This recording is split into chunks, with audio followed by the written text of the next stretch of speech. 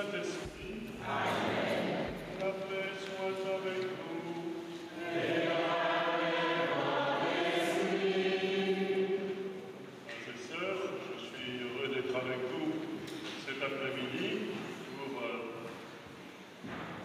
faire la célébration de la solennité du baptême du Seigneur. En ce moment où vous faites, comme communauté haïtienne, la commémoration du séisme du 12 janvier 2010. Je me souviens personnellement bien de ce moment, puisque dans le diocèse de Lille où je me trouvais, il y avait plusieurs prêtres haïtiens et une communauté haïtienne bien présente, avec laquelle j'ai été en relation tout particulièrement dès ce moment.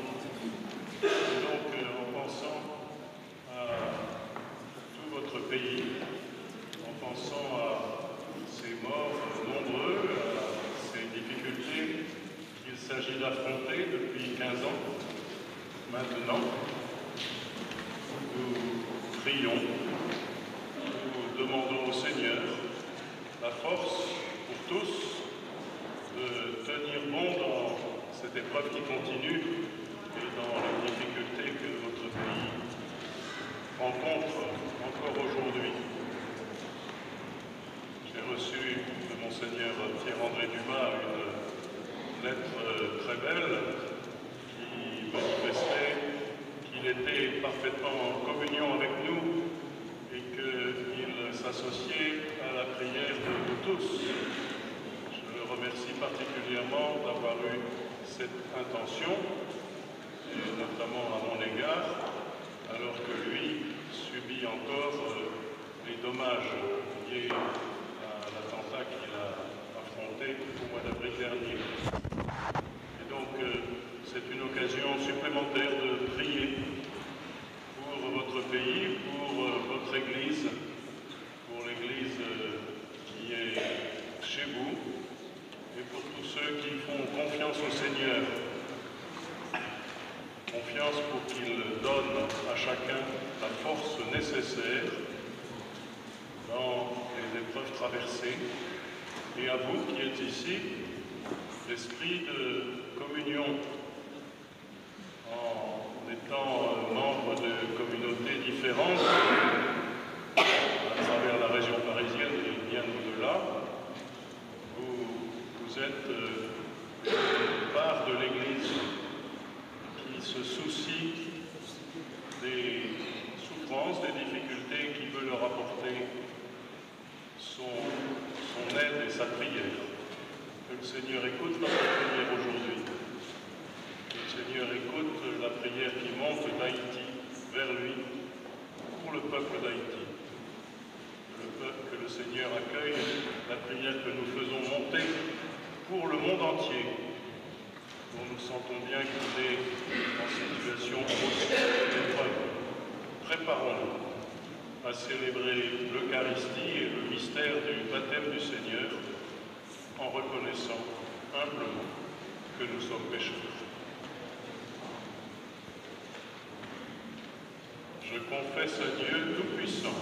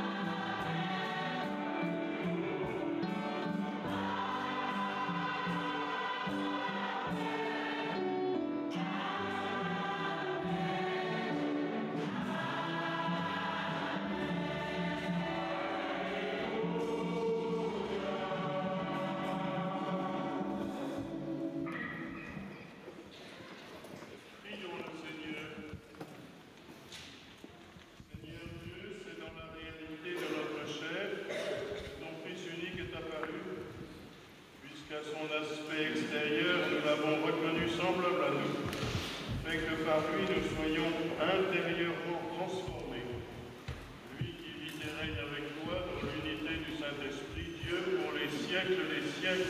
Amen.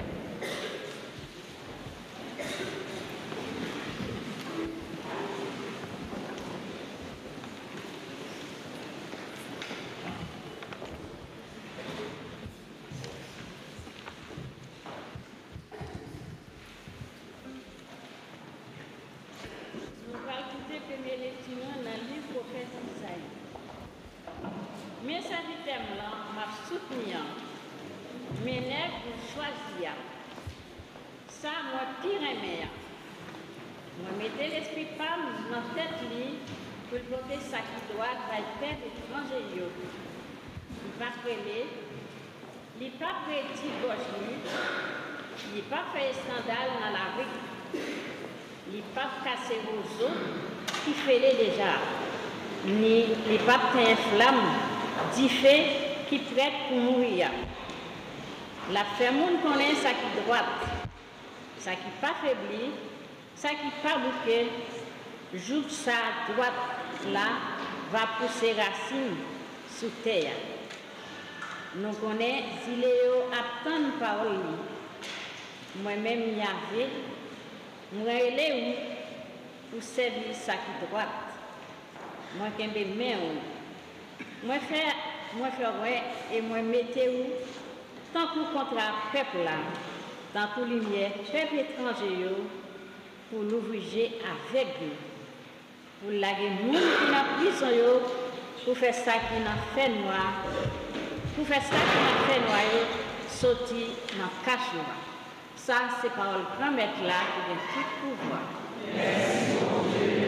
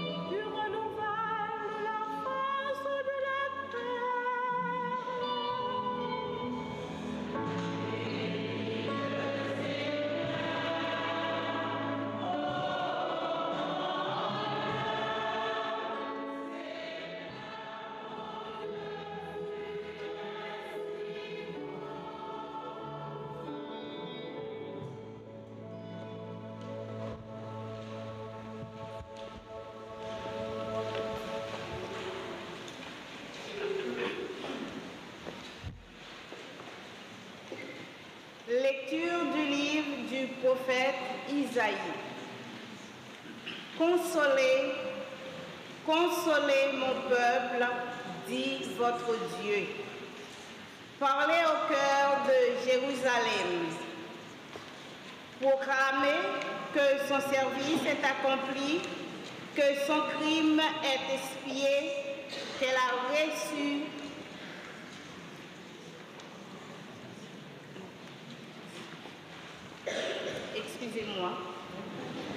Lecture de la lettre de Saint Paul apôtre à Tite.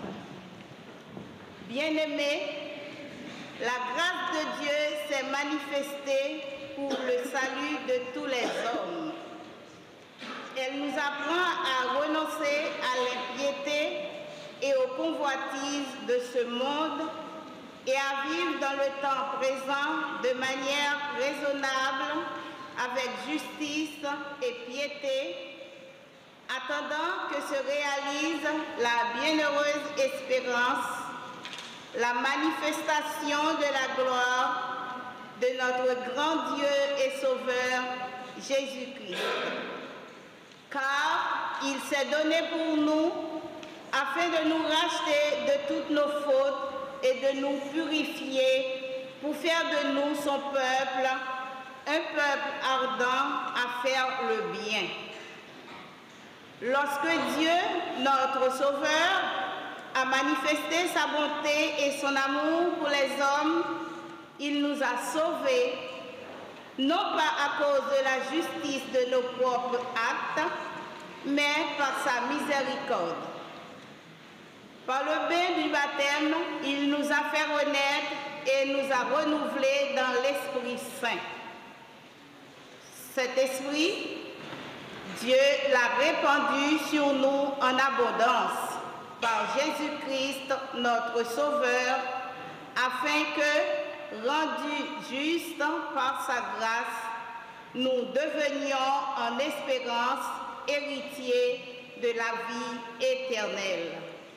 Parole du Seigneur.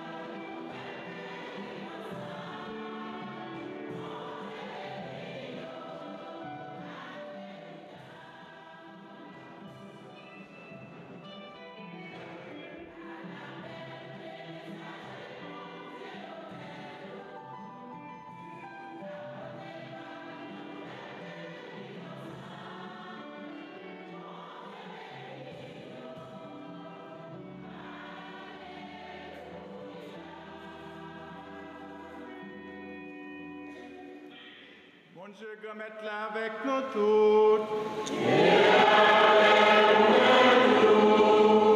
Même bonne nouvelle Jésus-Christ, d'après Luc qui saint.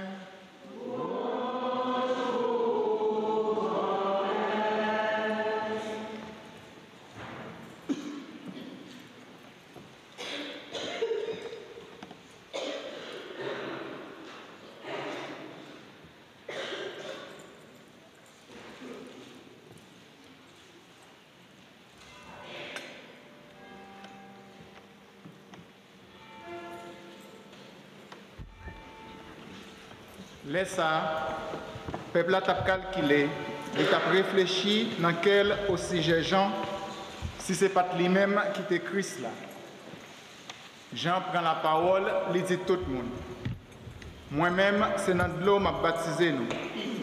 Il y a qui peut faut penser que je suis venu, moi pas mérité de faire la cette sapate. C'est lui-même qui a baptisé nous dans l'Esprit Saint et dans l'Ifé. Rivé tout le peuple là, tu fini baptisé, et puis Jésus te fini recevoir baptême, l'étape la prière, ciel là l'ouvrit, l'Esprit Saint descend sous forme d'un corps tant qu'il tout réel solide. On voit ce dans le ciel là, où ces petites moyens, moi-même, dans où moi je joins plaisir.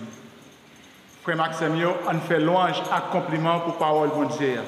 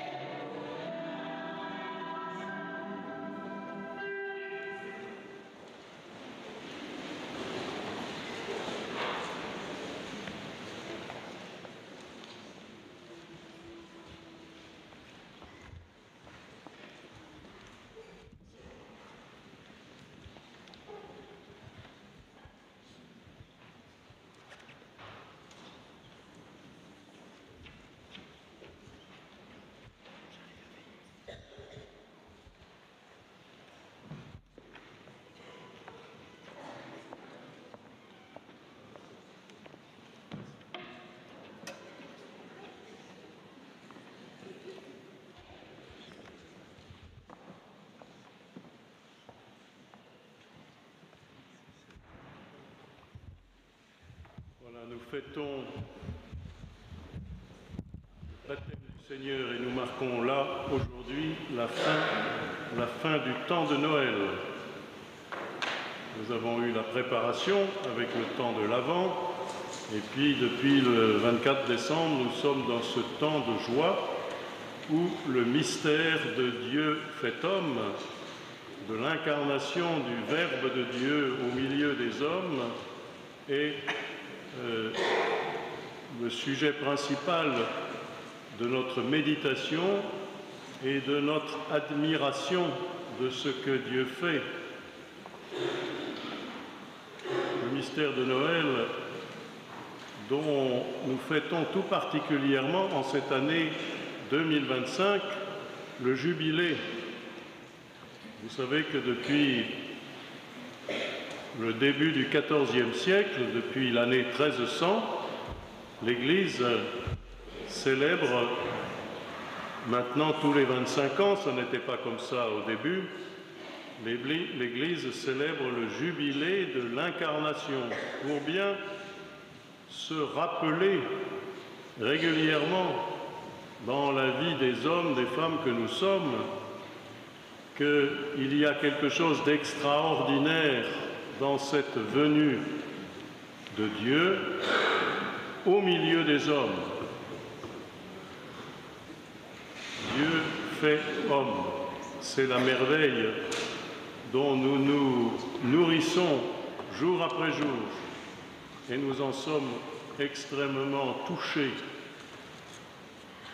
Depuis dimanche dernier, la fête de l'Épiphanie, pour ceux qui ont l'habitude d'aller à la messe quotidiennement ou au moins de lire les textes de la liturgie, ils ont pu rencontrer un certain nombre d'épisodes de l'Évangile dans lesquels il est montré que l'homme Jésus est armé, si l'on peut dire, de la force de Dieu, que ce qui se passe à travers lui, ça n'est pas simplement la très belle histoire d'un homme généreux et remarquable, mais c'est vraiment le signe que Dieu est avec lui et que Dieu accomplit des merveilles pour les hommes et les femmes que nous sommes à travers le ministère de celui qu'il a envoyé, Jésus, son Fils. Nous l'entendons d'abord, nous voyons dans ces textes d'abord Jésus annoncer le royaume de Dieu avec des mots étonnants. Le royaume de Dieu est tout proche. Et inviter le peuple qui reçoit cette annonce à être converti, transformé, à accepter d'être baptisé. Et il le fait lui-même. Nous comprenons que, à travers sa parole, déjà, des hommes et des femmes sont entraînés à se laisser changer le cœur. Et puis nous le voyons faire des choses tout à fait merveilleuses. Une multiplication des pains, par exemple. Il donne aux hommes et aux femmes qui sont là, aux enfants peut-être qui l'écoutent, la possibilité d'être nourris non seulement dans le cœur, mais aussi dans leur corps. Il s'inquiète de les voir une journée ou deux entières à l'écouter et il veut leur donner à manger. C'est l'œuvre de Dieu qui se fait. Dieu se préoccupe de nos cœurs et de nos âmes à travers Jésus, mais il se préoccupe aussi du bien-être et de la force de nos corps. Nous voyons qu'il guérit. Il y a l'une ou l'autre scène de guérison dans les évangiles de la semaine entre l'épiphanie et le baptême de Jésus. Nous voyons qu'il apaise la mer, la mer agitée par la tempête est apaisée par Jésus, c'est-à-dire que la tempête qui se passe sur l'eau et qui empêche les pêcheurs du lac de faire vraiment bien leur métier, cette tempête-là est aussi au fond du cœur de l'homme. Et Jésus est capable de la soigner et de la calmer. Voilà les œuvres que Dieu fait à travers Jésus. Voilà ce que signifie le mystère de l'incarnation. Jésus, homme, est doté de la puissance de Dieu avec lui. Il est vrai Dieu et vrai homme. Et c'est le grand mystère devant lequel nous avons médité tous ces jours et devant lequel nous pouvons quotidiennement encore méditer. Nous comprenons que c'est la bonne nouvelle.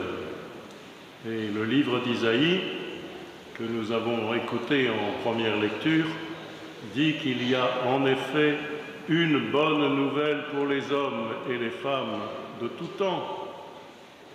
Dieu est proche. Dieu fait attention à son peuple, et son peuple, c'est l'humanité tout entière. Dieu désire se montrer attentif aux hommes d'une façon générale. Et alors, c'est la bonne nouvelle qui se répand bien avant l'arrivée du Fils de Dieu au milieu de nous. Parce que le livre d'Isaïe, c'est plusieurs siècles avant Jésus. Et nous pouvons retenir une phrase que nous avons entendue dans ce livre d'Isaïe. « Monte sur une haute montagne, toi qui portes la bonne nouvelle à Sion. » Sion, c'est la montagne sur laquelle se trouve la ville de Jérusalem. Monte sur une haute montagne et toi, prophète, annonce à Sion la bonne nouvelle que Dieu est proche de toi. Mais les spécialistes de la Bible disent qu'il y a une autre traduction de cette phrase. Et cette autre traduction dit « Monte sur une haute montagne, et toi, Sion, sois une joyeuse messagère. » Ça veut dire que s'il y a ces deux traductions possibles, les Hébreux, quand ils lisent ce texte, comprennent que la bonne nouvelle est annoncée à eux Mais une fois qu'elle est annoncée à eux, c'est à eux d'en être les porteurs. Il n'y a pas simplement un prophète qui annonce la bonne nouvelle à Jérusalem, mais tout Jérusalem devient maintenant porteur de la bonne nouvelle que Dieu aime les hommes et les femmes que nous sommes, que Dieu veut les sauver du malheur, que Dieu veut les sortir de la préoccupation d'être heureux et qu'il veut leur donner le bonheur, que Dieu veut les sortir de tous les esclavages où ils peuvent se trouver, de toutes les catastrophes dans lesquelles ils sont enfouis et enfermés souvent. C'est une bonne nouvelle. Dieu veut cela pour nous. Et Jésus l'a fait en étant homme au milieu des hommes, tout en étant Dieu. Et nous l'avons entendu dans la deuxième lecture, tirée de la lettre de saint Paul à Tite, son compagnon, dont il est provisoirement séparé parce que Tite est parti en mission ailleurs. Et nous entendons saint Paul dire à son compagnon, Jésus, par le bain du baptême, nous a fait renaître et nous a renouvelés dans l'Esprit Saint. Il nous a fait renaître.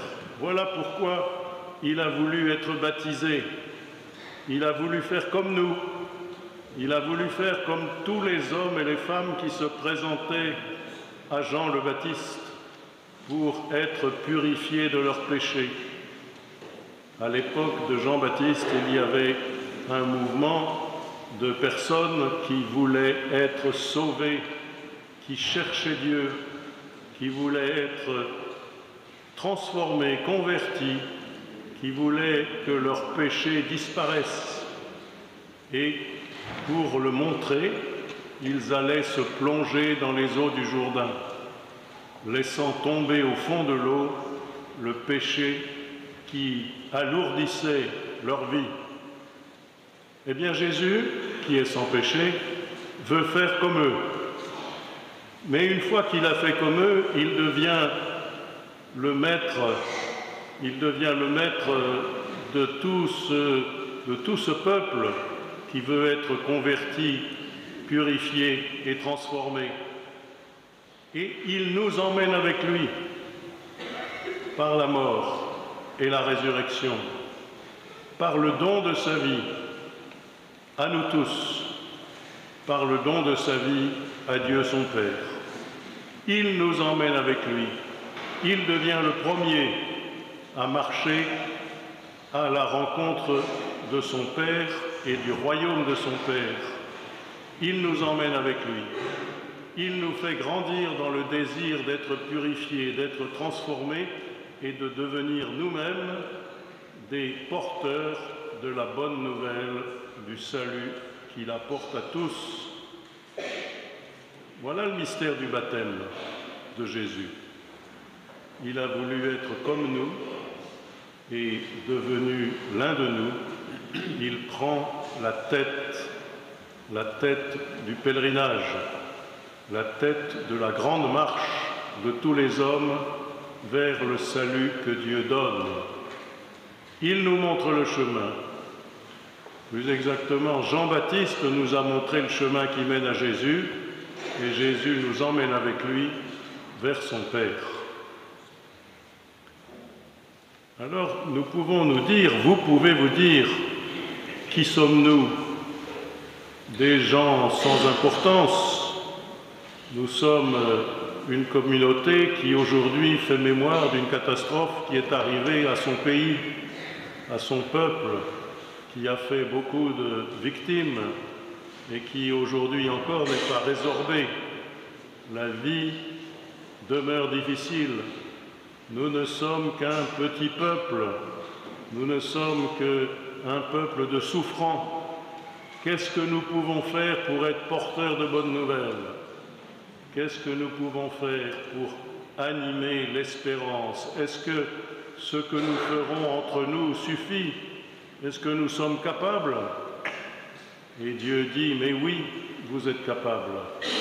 Mais oui, vous êtes, je comprends que vous êtes une communauté petite peut-être, comme est d'ailleurs toute communauté de l'Église, partout où elle se trouve. Nous ne sommes pas des gens forts, nous ne sommes pas des puissants, nous sommes simplement animés par la confiance en Dieu et nous sommes, nous le croyons, dans la main de Dieu, partout où nous vivons, que ce soit ici en France, que ce soit dans votre pays, à Haïti, que ce soit dans n'importe quel pays du monde, que ce soit n'importe quelle paroisse de France ou d'ailleurs, nous ne sommes toujours qu'une petite communauté, mais une communauté qui est chargée de l'espérance, qui est chargée de dire autour d'elle, c'est vrai que c'est difficile la vie, mais c'est sûr que nous sommes entourés de l'amour d'un Dieu qui nous aime et qui nous accompagne jour après jour et qui veut que nous ne restions pas simplement dans la peine, mais que nous ranimions l'espérance. Le pape François a écrit, a livré il y a quelques semaines un très beau texte, une encyclique sur l'amour du cœur de Jésus. Un texte qui commence par ces mots en français « Il nous a aimés », en latin « Dilexit nos », « Il nous a aimés ». Et dans la conclusion de ce texte, il dit « Qui sommes-nous? Qu'avons-nous à faire ?» Nous avons, après avoir médité sur le cœur de Jésus, l'amour du cœur de Jésus, nous avons comme mission de redonner cœur dans le monde difficile. Nous avons pour mission de ranimer l'espérance et de réinventer l'amour quand nous risquons de croire que la capacité d'aimer est définitivement morte. Vous entendez? Nous avons à redonner cœur, nous avons à réinventer l'amour quand nous sommes portés à croire que la capacité d'aimer est définitivement morte. Alors apportons cette espérance que le cœur peut être redonné à ce monde, que l'amour peut être réinventé, même si nous craignons qu'il ait disparu. Nous sommes les porteurs de cette bonne nouvelle que la fête du baptême du Seigneur, à l'occasion de la prière que vous faites monter vers Dieu pour votre pays, que cette fête ranime en vos cœurs, en nos cœurs, l'espérance dont Dieu nous comble.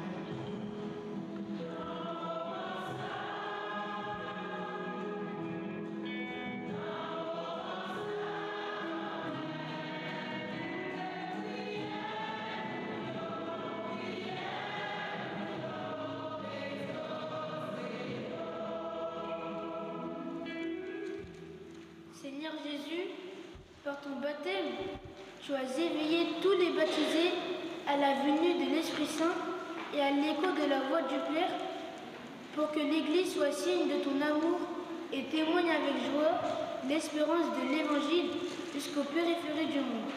Seigneur, nous t'en prions.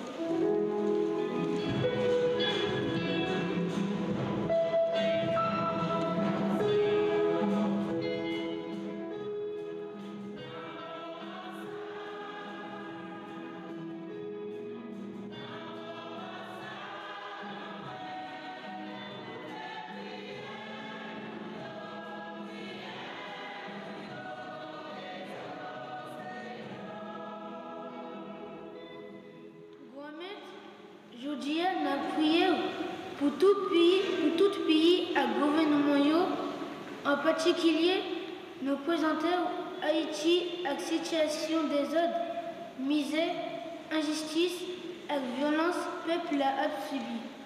Et puis souffrance population avec vocation très difficile l'Église voit dans l'idée pour le rendre témoignage pour justice avec la paix capable d'emmener. Même les moyens pas jamais arriver marcher. C'est pour eux arriver joindre grâce dans la miséricorde. Papa, écoutez la prière.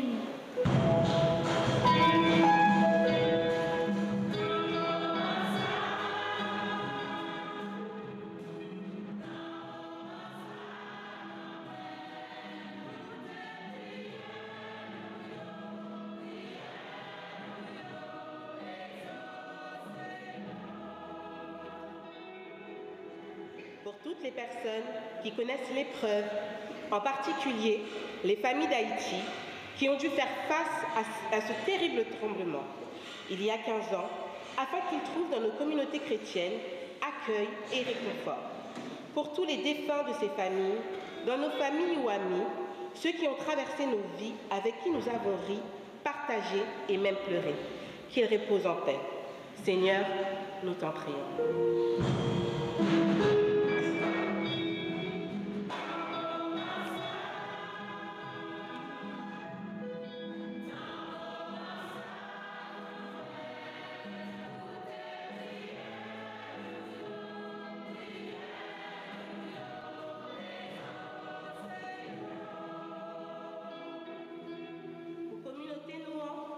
Pour nous toutes qui réunis ici là, c'est pour nous chercher qu'on a, avec humilité, qui gens pour nous accompagner, moun qui m'a des baptêmes, au soir, moun qui t'a rien baptisé, mais qui n'a pas de courage pour demander.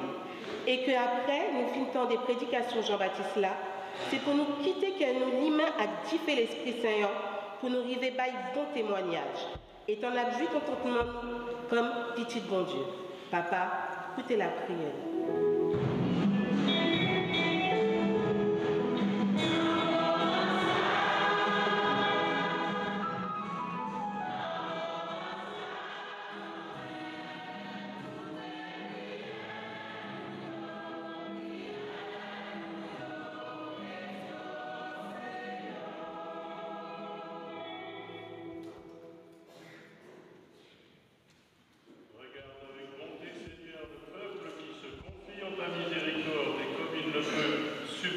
Sans toi, soutiens-le maintenant de tes bienfaits pour qu'il progresse jusqu'à l'éternité.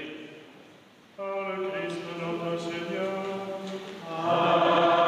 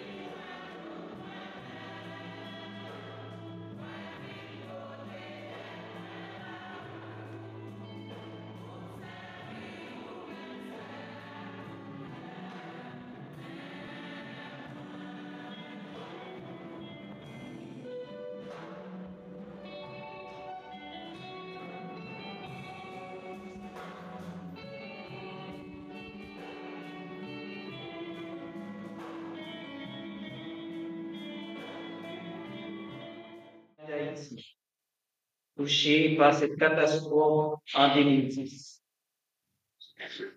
qui ont quitté ce monde et que tu appelles auprès de toi, puisqu'ils ont été unis à la mort de ton Fils. Accorde-leur de participer à sa résurrection.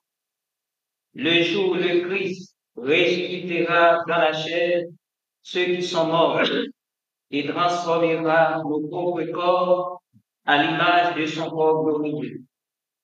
Souviens-toi aussi de nos frères et sœurs défunts. Souviens-toi de tous ceux qui ont quitté ce monde et trouvé grâce devant toi en ta bienveillance. Reçois-les dans ton royaume, où nous espérons être comblés de ta gloire, tous ensemble pour l'éternité, quand tu essuieras toute larme de nos yeux, en te voyant notre Dieu, tel que tu es, nous te serons éternellement et sans fin, nous chanterons ta louange. Par le Christ notre Seigneur, par qui tu donnes au monde toute grâce et tout.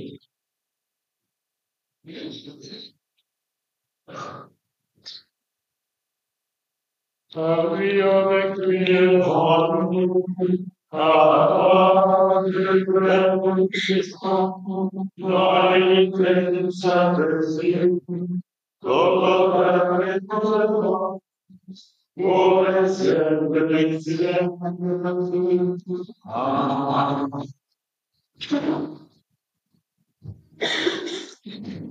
Dans le esprit, nous pouvons dire avec confiance la prière que nous avons reçue jusqu'au bout. Notre Père, qui es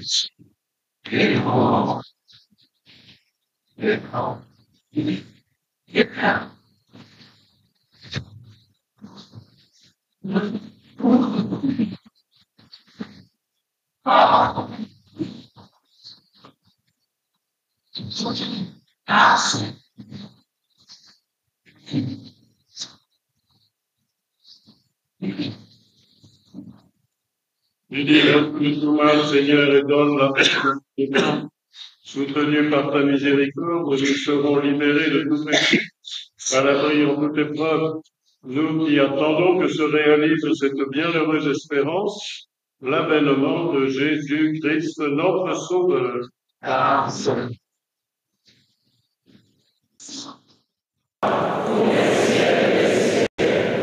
Jésus-Christ, tu as dit à tes apôtres, je vous laisse la paix, je vous donne ma paix. Ne regarde pas nos péchés, mais la foi de ton Église. Pour que ta volonté s'accomplisse, donne-lui toujours cette paix. Conduis-la vers l'unité parfaite, toi qui vis et règnes pour les siècles des siècles. Amen. Que la paix du Seigneur soit toujours avec vous.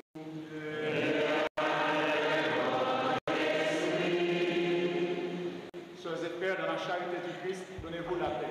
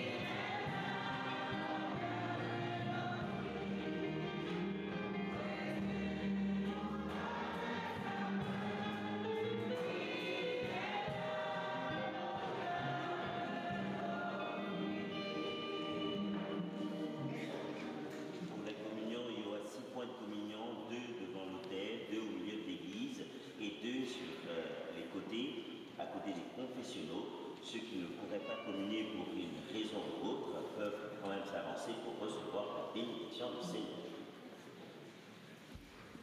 Voici l'agneau de Dieu, voici celui qui enlève les péchés du monde. Heureux les invités au repas des noces de l'agneau.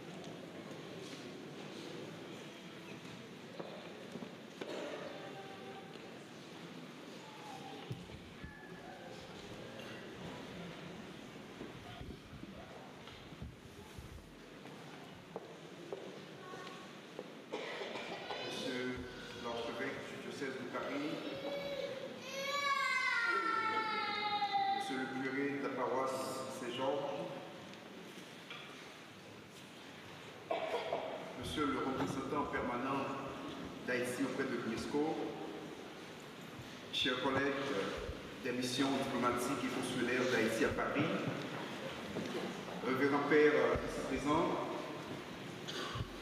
Mesdames, Messieurs les représentants des associations de la communauté haïtienne de France,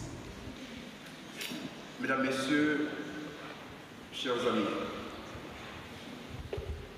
nous commémorons cet après-midi le 15e anniversaire de drame qui a marqué à jamais Haïti et le monde. Pour nous, Haïtiennes et Haïtiens, l'ampleur de la destruction des vies et des biens causés par le tremblement de terre du 12 janvier 2010 était sans précédent dans notre histoire et par conséquent inconcevable dans nos esprits. Mesdames, Messieurs, qui pouvait imaginer que plus de 300 000 destinées pouvaient être brisées de manière aussi brutale en moins de 30 secondes? Qui pouvait imaginer que plus de 300 000 personnes pouvaient être amputées d'un bras ou d'une jambe en moins de 30 secondes? Qui pouvait imaginer que plus de 1,4 million d'Haïtiens pouvaient devenir des sans-abri en moins de 30 secondes? À titre personnel, je remémore encore désastreuse fin d'après-midi du mardi 12 janvier où j'ai su mesurer le mince fil qui nous relie à l'existence. En effet, ce jour-là, à l'instar de beaucoup d'autres étudiants, je suivais un cours de géomorphologie à l'école normale supérieure de Port-au-Prince où, je me le rappelle encore, l'on étudiait par pure coïncidence les différentes failles qui traversent la ville de Port-au-Prince. Ce dernier cours de la journée devait se terminer à 17 h, donc environ 8 minutes avant 16h52, l'heure fatidique où tout a basculé dans la capitale haïtienne. Sauf que par la volonté du professeur, le cours a plutôt terminé à 16h30, c'est-à-dire 22 minutes avant le cataclysme. Le destin a aussi voulu que je ne reste pas, comme je le faisais très souvent à la fin de la journée, au dernier étage de mon établissement pour réviser mes notes de cours, mais que je sorte sur la cour pour discuter avec mes camarades, où soudainement, la secousse meurtrière m'a surpris. Et brusquement, le bâtiment de mon école allait s'effondrer. J'ai eu la profonde douleur d'assister notamment à la mort de membres du personnel de mon établissement. Je garde encore en mémoire le sort malheureux du comptable de l'école normale supérieure qui était piégé dans son propre bureau. Je suis encore traumatisé par les images choquantes des étudiants de l'école nationale infirmière de Port-au-Prince qui essayaient de sauter des différents étages de leur école et qui ont été malheureusement portés par cette catastrophe innommable. Mesdames, Messieurs, vous l'aurez certainement compris, à l'instar peut-être de beaucoup d'entre vous, ce séisme dévastateur a changé mon regard sur beaucoup de choses dans la vie. Et comme cela a été souligné par le professeur Jean-Marie Théodat, ce tremblement de terre a permis à Haïti de rappeler au monde entier l'universalité de la douleur.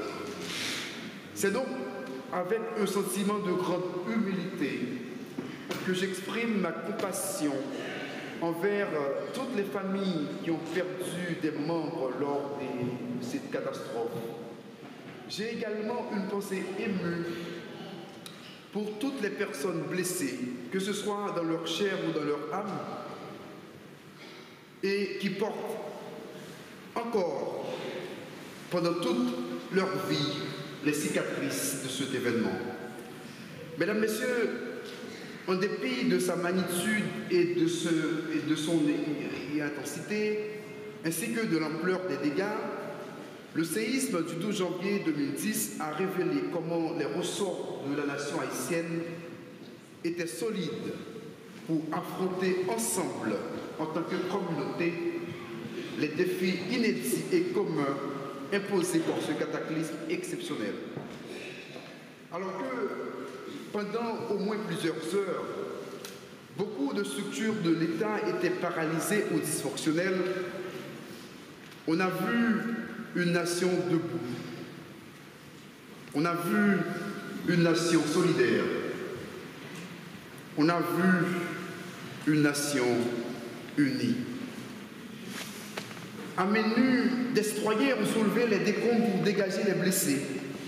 Des volontaires ont porté sur leur dos des inconnus de des centres de santé. Des médecins et personnels infirmiers ont travaillé sans compter leur fatigue pour sauver des vies. Oui, ce jour-là, les Haïtiennes et les Haïtiens ont redécouvert ensemble le sens profond du mot nation. Ils ont aussi redécouvert la force des notions indispensables au concept de la nation, que sont l'entraide, l'unité, la solidarité, le sacrifice, la fraternité et aussi le dépassement. Oui, ce jour-là, notre légende, l'union fait la force, résonnait comme une évidence à l'épreuve de la réalité.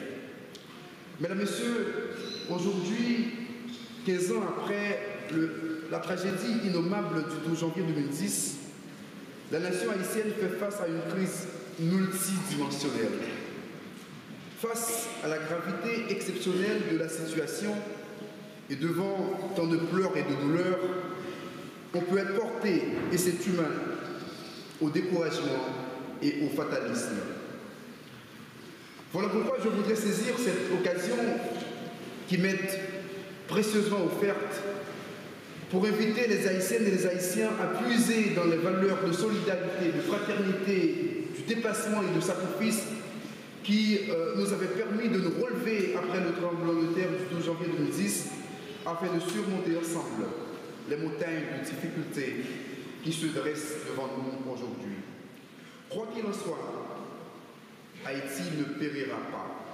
Notre pays se relèvera et sera reconstruit à la dimension de sa riche et glorieuse histoire.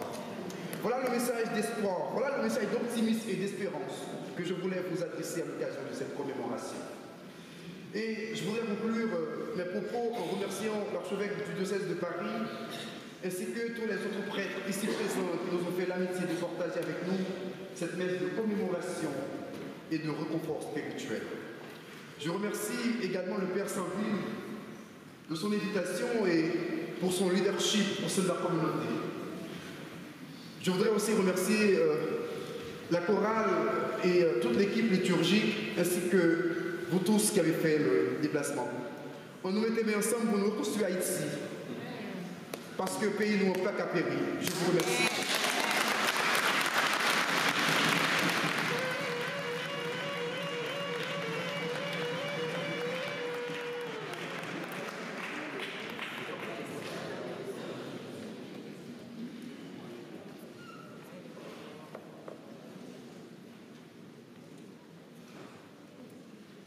Bien-aimés, comme je le disais, nous allons faire une deuxième quête pour soutenir les victimes d'Haïti.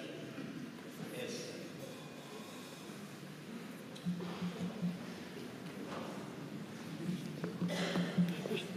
Monseigneur Laurent Ulrich, archevêque de Paris, président de cette célébration eucharistique, Monseigneur, la communauté catholique haïtienne de Paris a l'immense honneur de vous accueillir en ce 12 janvier 2025 qui commémore les 15 ans du terrible tremblement de terre survenue en Haïti. Monseigneur, malgré vos multiples occupations, vous avez accepté volontiers de répondre à notre invitation. Au nom de toute la communauté catholique haïtienne de Paris et en mon nom propre, j'exprime mes vifs et sincères remerciements à vous. Votre présence parmi nous témoigne de la proximité du diocèse de Paris auprès des communautés d'origine étrangère, particulièrement la communauté catholique haïtienne de Paris.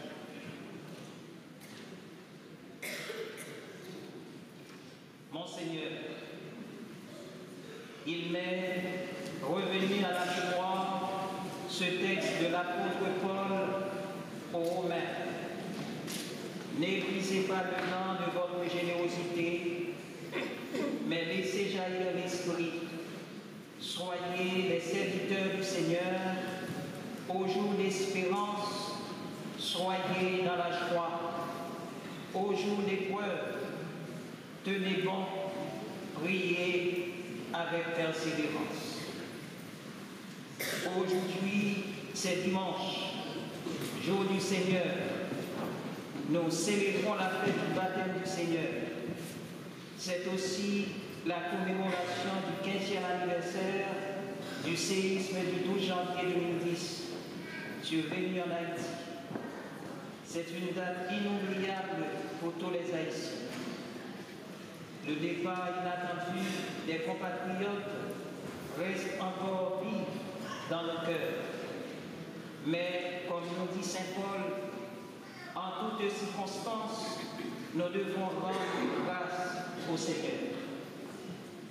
Voilà pourquoi cette célébration représente pour la communauté catholique haïtienne de Paris une célébration d'action de grâce au Dieu de la vie qui nous tient encore debout au cœur de toutes ces épreuves. Comme nous dit le prophète Isaïe, ceux qui mettent leur espérance dans le Seigneur marchent sans se décourager. Nous voulons vous dire, mon Seigneur, que votre présence parmi nous est une source de réconfort et d'inspiration pour de nombreuses personnes dans un contexte difficile où règne beaucoup d'inquiétudes en Haïti.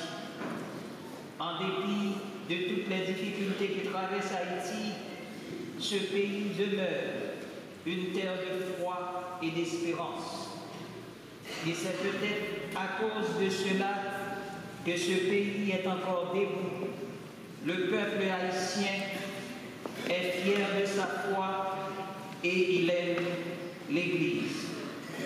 Monseigneur, nous sommes très reconnaissants au diocèse de Paris d'avoir permis aux catholiques originaires d'Haïti, vivant ou de passage à Paris, la possibilité de célébrer leur foi avec une touche haïtienne dans cette belle église dédiée à Saint-Georges. Mille merci, Monseigneur. Monseigneur, le peuple haïtien est très reconnaissant à l'égard de Notre-Dame du Perpétuel Secours, qui avait délivré le pays en 1882 d'une épidémie de la petite vérole. Le pays a été officiellement consacré à Notre-Dame du Perpétuel Secours en 1942 par Monseigneur Lecoise, un archevêque de Port-au-Prince d'alors, qui était un Français. Monseigneur, impossible n'est pas chrétien. Peut-être qu'un jour, la communauté catholique haïtienne de Paris pourra prier dans une église dédiée à la sainte patronne d'Haïti, Notre-Dame du Perpétuel Secours, comme c'est le cas dans l'archidiocèse de Miami, dans d'autres diocèses aux États-Unis et au Canada, espérant que vous accorderez, Monseigneur Laurent Ulrich, une attention particulière à notre demande. Vous pouvez compter sur nos soutiens spirituels. Comment ne pas exprimer toute notre gratitude à l'égard de tous les confrères prêtres qui sont ici présents à ce chaleureux rendez-vous de commémoration, d'action de grâce, de solidarité, de fraternité et de convivialité. Mille merci d'être venus. Un merci particulier à Père Samuel Grandon, curé de la paroisse Saint-Georges de la Villette. Nous remercions les diacres qui sont présents à cette célébration. Nous remercions les membres du corps diplomatique et consulaire d'Haïti qui sont ici présents. Nous saluons la présence du chargé d'affaires d'Haïti en France, M. Lino Volsi, l'ambassadeur d'Haïti auprès de l'UNESCO, M. Louis-Marie Monfort Saint-Île et Mme Maud Souffrant, vice-consul d'Haïti à Paris, qui témoignent de la sollicitude du gouvernement haïtien pour les compatriotes vivant à l'étranger. Merci d'être venus. Grand et sincère remerciement à l'endroit des représentants des autres églises chrétiennes et des différentes associations haïtiennes en France. Merci aux fidèles de la paroisse Saint-Georges et merci infiniment aux amis d'Haïti qui sont venus prier avec nous. Nous remercions les membres du Conseil pastoral et économique de la communauté catholique haïtienne de Paris.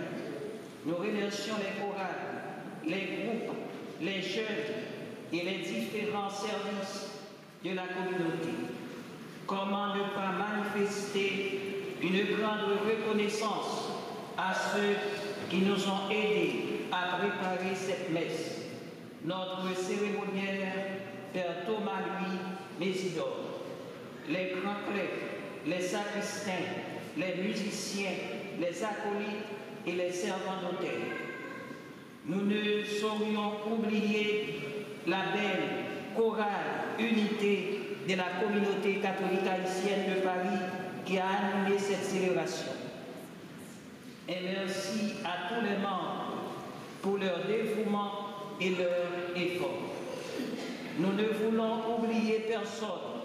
C'est pourquoi nous remercions en dernier lieu tous ceux et celles qui de loin ou de près ont collaboré pour la réussite de cette célébration eucharistique en mémoire des disparus du 12 janvier 2010 et en communion de toujours avec les victimes en Haïti.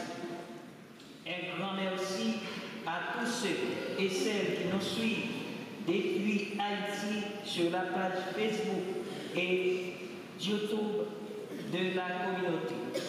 Nous remercions la presse pâle, écrite et télévisée, particulièrement les techniciens qui sont œuvrés à la diffusion de cette célébration.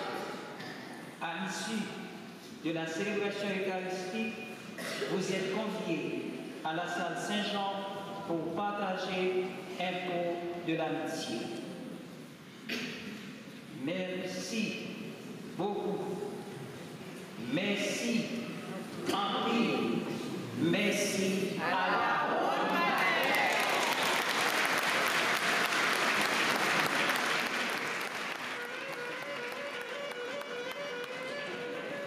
Alors, juste avant de vous donner les annonces de la communauté catholique haïtienne de Paris, Monseigneur, nous avons M.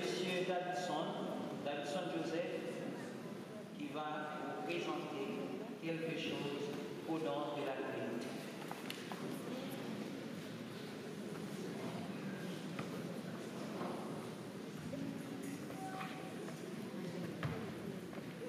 De mon cœur, Seigneur,